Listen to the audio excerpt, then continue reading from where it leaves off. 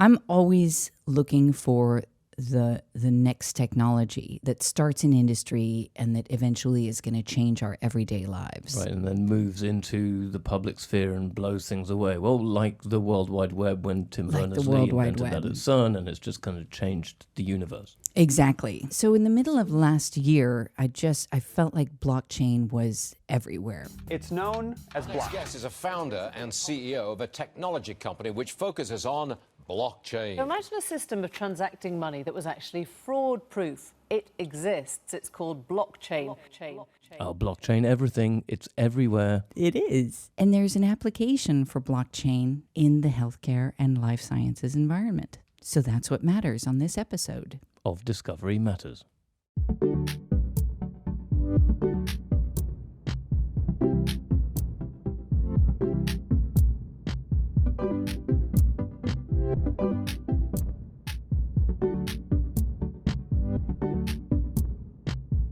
Okay, so why don't we start with a simple definition of blockchain?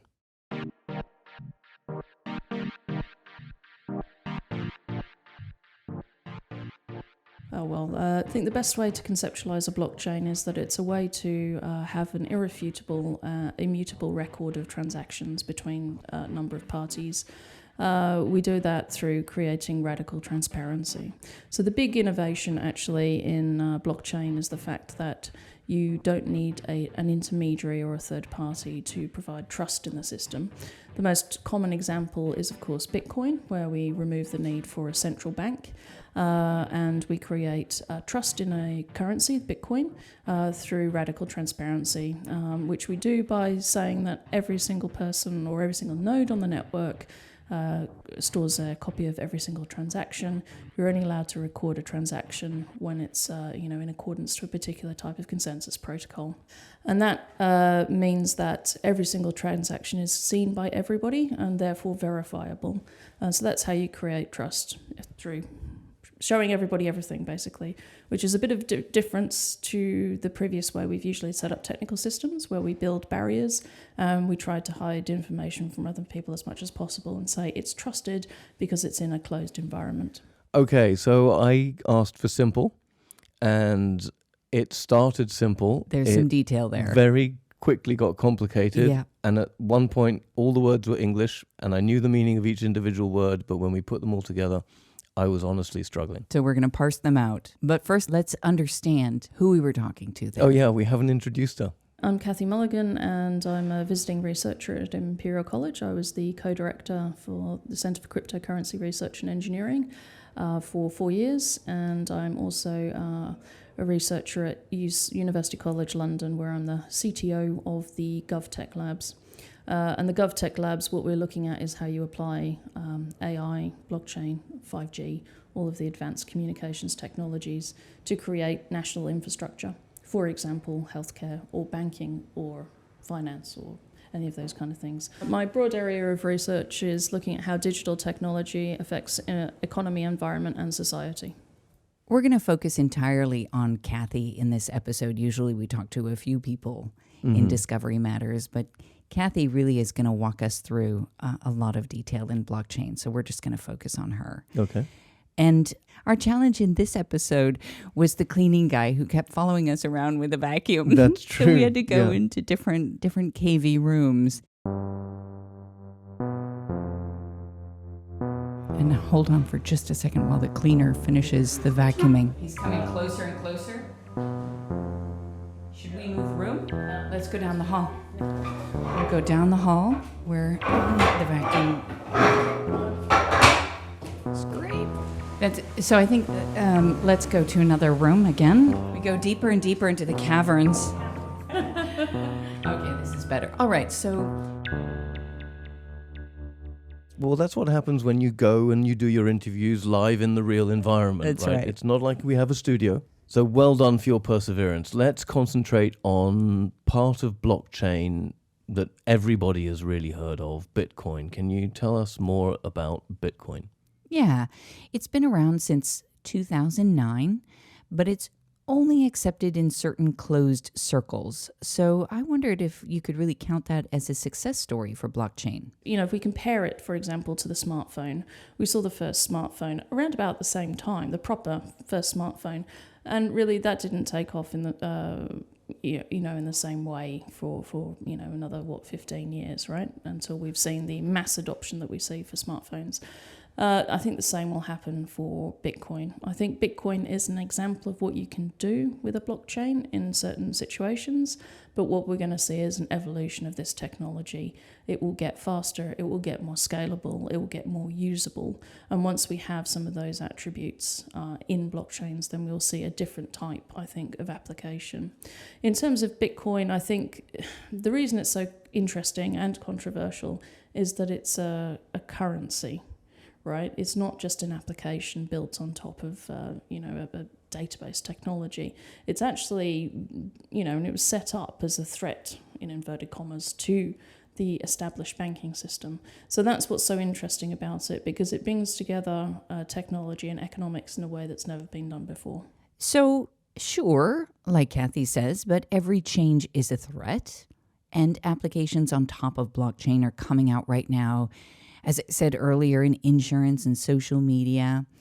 But Cathy and I started to talk about where is blockchain useful and where is it not? If we leave the cryptocurrency aspect aside and think about blockchain as a way to record transactions, we can see that where there are connections between parties that don't necessarily always 100% trust each other, then a blockchain might be useful, right? It could be useful in some of those scenarios. So what does that look like in the real world? We're seeing some interesting examples in supply chains, because obviously supply chains are very large. They're networked organizations in today's world, and many people don't necessarily 100% trust one another.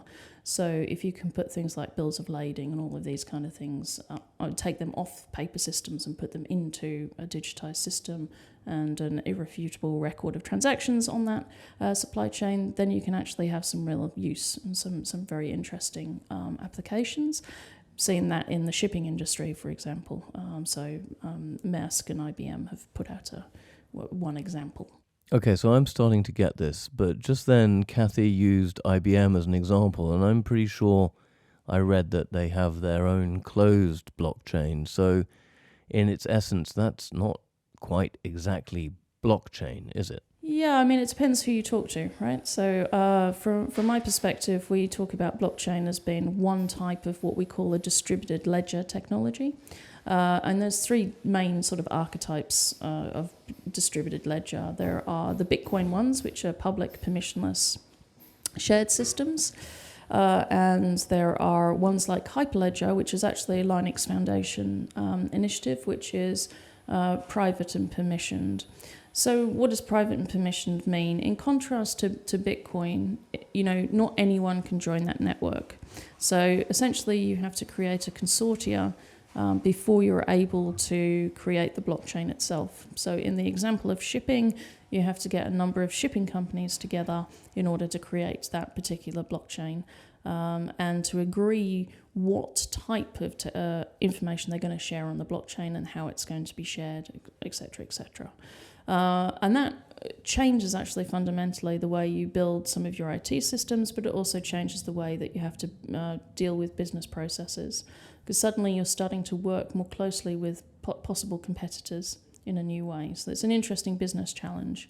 The other place that we see, probably more relevant to your industry is there's a lot of work that's been done around understanding how you could use it for pharmaceuticals, so track and trace on the pharmaceutical supply chain to make sure there's no tampering, reduce fraud, reduce theft in that supply chain. Yeah, that's a highly regulated industry. So I wanted to know, how can blockchain threaten or improve this highly regulated environment? So I think there's a number of interesting examples. Just because an industry is highly regulated, doesn't necessarily mean that you're not having fraud in it. So, and not having problems in the supply chain. And actually, in some cases, blockchain can help, in terms of data integrity, prove compliance to regulation in a way that currently costs a lot of money to do. So there's a lot of paper involved in a lot of the processes. In the college, we've also been looking at how you would use it for example, clinical trials, because a lot of the transmission of data between, for example, the CROs, the government labs, the research centres and the companies, that needs to have a very strong level of attribution and proof that this is the correct data and correlation of that data. So that's some examples, but you can see, for example, in insurance, we did a little bit of a project for one country where we were working with insurers to connect their sort of anti-fraud mechanisms together. And the first thing we had to do, obviously, was invite the regulator in, because the one thing that the regulator wants to ensure in that particular scenario is customer protection, make sure there's no price collusion, right? So, and I think that solutions where you have blockchain, actually the regulator can see every transaction that actually happens. So it might end up being that it makes regulators' life a bit easier. So if we think about, in today's world, they do dawn raids, right? They're still doing dawn raids, and you could actually remove the need to do all those dawn raids. You'd be able to just grab all of the transactions. If you think something odd has been going on, you could just grab them off the blockchain. Okay, so this is the part of the show that I like to call the devil's advocate round. What's on your mind? Well, I'm thinking specifically about provenance, right? Cathy mentioned supply chains earlier. I wonder how resistant to the idea of using something like blockchain in securing provenance of multiple different raw materials or the production of pharmaceuticals in the pharmaceutical industry. Or data. Exactly. And it's a conservative industry for very good reason, because people's lives are at risk. So is Cathy finding open doors in the pharma industry to the use of blockchain to address these problems? What we're finding is there's a huge amount of interest in it, and then a little bit of wariness about putting it into the real world. So I think what we're at with blockchain in a lot of industries, actually, not just pharmaceuticals, is proof of concept, right? So proving that it can actually work. I would say that, the other issue, of course, is that if you are going to do track and trace with blockchain, it actually takes an incredible level of organization, and it takes a new way of organizing both internally in your company and externally. So if you want to track and trace every single source product that's going into a drug, for example, you're going to have to work with source suppliers. And that requires, a different type of interaction with that supplier and a different way of transacting information between one another. And I think often people love the idea, but they struggle a little bit with saying, how am I going to get all of these suppliers to agree to do this? When it comes to clinical trials, it seems there are people doing work with the concept of each patient owning their own data, and then that data becomes available for trials and research. So then I started to wonder, is that okay as an approach? Because that starts to feel like organizational resistance to that would be far too much to overcome. Yeah, I mean, I think if we leave blockchain to one side for a second, I think there are some really interesting advances that are going to start challenging that mindset. So we're seeing, for example, with the use of AI, we're seeing that if you run pattern matching across large data sets around disease and drugs, some AI has actually already identified that a drug that's already on the market could be suitable for another disease. Once you start to say, well, actually, that's a new revenue stream, not just a great, benefit for the people suffering from the disease, but also it's possibly a new way to sell a drug that you've already developed, which is expensive, obviously. I think people will start to have a different approach to how they digitize. I think there are, of course, issues around the use of people's data. There's all of the privacy and security issues that need to be addressed. What we're seeing actually is for example, Israel are actually making a big play in this area, saying that because of the very diverse genetic makeup of their population, and the fact that they have an exceptionally good sort of digitized sort of healthcare system, using blockchain to anonymize exactly like you're saying, people's data and put it into basically countrywide research sort of mechanism, that they'll be able to, improve disease identification, but also, exactly as you're saying, create a research base upon which the nation can benefit. And I think what we're talking about there is, I don't think that's necessarily so much to do with blockchain. I think that's about the fact that we're moving to a new form of economic structure. So I think, blockchain is one of a series of technologies that is indicating we're moving to a different type of economy. We're moving out of the industrial economy and into a new type of economy. I don't necessarily agree with the Industry 4.0 name for it, but something new is definitely emerging. Do I think that's going to happen in the more broader medical research industry?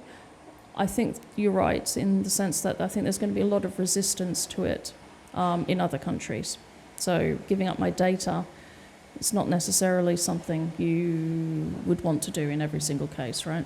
Yeah, this is absolutely fascinating, and I have learned an absolute ton today. Every day's a school day, Conor. It totally is. I just schooled myself. No, I just got schooled in blockchain. Brilliant. Well, but we're not done yet. Oh, no. Cathy mentioned Israel just then. If I were to ask you, Conor, which nation is at the forefront of using blockchain, what would you say? I would go like Sweden or the US. It's got to be the Bay Area or something like that. Well, go back to Europe, close to Sweden, across the Baltic. Germany. Estonia. Ooh, little Estonia.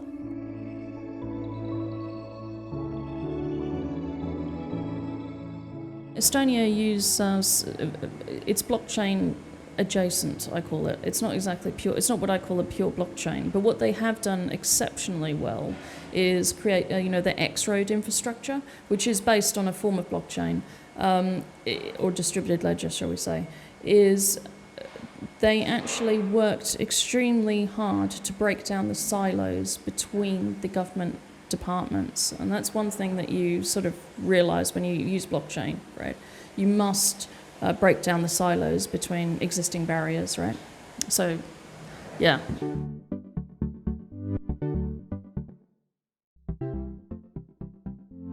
All right, so that is today's exploration of the use of blockchain in healthcare. Thanks to Cathy for the great interview, even if we were almost chased down by that vacuum man. Yeah, no, so go on, give me one more example. Estonia's rocking yet. the blockchain. What else is going on? All right, well, let's look at DNA. There are certain types of information you just never really want to be irrefutable, immutable, and stored forever. The reason for that is one day people will break that cryptography, which means anyone will have access to it. Now, I know that everybody says, oh, but don't worry, once we break that cryptography, we'll create new cryptography and protect it all again. The point is, there will be a period of time where that information will be available. And if we look more broadly, so outside of the healthcare industry, we can see that there's a move towards these things called digital identities. Now, in some scenarios, digital identities could be very useful, but we're seeing some scenarios, for example, in Kenya and India, where in order to get a digital ID, you have to give your biometric data. So that starts with a fingerprint, for example, in Aadhaar in India. But in Kenya, they've been asking for, sort of DNA tests. So if you think about what DNA can tell you, other than just your health information, there are some really quite deep philosophical and problems, right? So there's a problem of the social contract.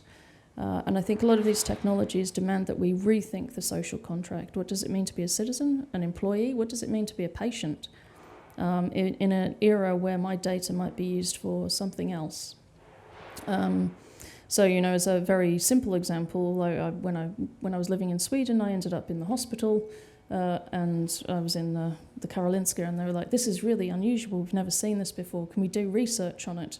And I had to sign 6 forms, and I was like, this is crazy, can I just say yes? It's like, no, we need all of this consent before we can do any kind of research, right? And I think that when you have data, so let's say I put all of my healthcare data onto the blockchain and I say, in principle, I'm happy for research to be done on this. The question will be, how often do I have to give my consent? What do you need to ask consent for? How would you give that consent? Because you would get frustrated if every 10 minutes a researcher is saying, can I do something on your data? Da, da, da. You know, so there is a question of what that actually implies. But it's a much broader social question rather than specifically for one industry, I think. So the irony of this is we're in Annecy, which is where Jean-Jacques Rousseau met the love of his life. Yeah. And he was the philosopher who came up with the idea of the social contract. But so at the end of this conversation about blockchain, what we do is we open this whole new can of worms. Yeah, exactly. Who are we on this planet? Well, isn't that what's amazing about the whole technological space, is that you can start with something that's designed to solve a particular problem. Right. Its application in a much wider environment has the potential to completely change society, our relationship with society, our relationship with each other. And if you think that's hyperbole, just think about how the internet and the World Wide Web has just fundamentally changed what it means to be a person in society in a very, very short time. So blockchain could be one of those. I think so. So with that, thank you for listening to this episode of Discovery Matters. Please rate us on the app from which you listen to this podcast. Yeah, rate us. Say things. Thank you very much.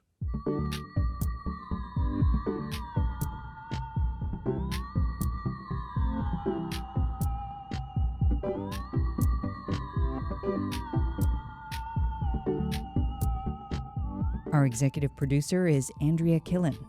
Discovery Matters is produced in collaboration with Soundtelling. Production and music by Thomas Henley.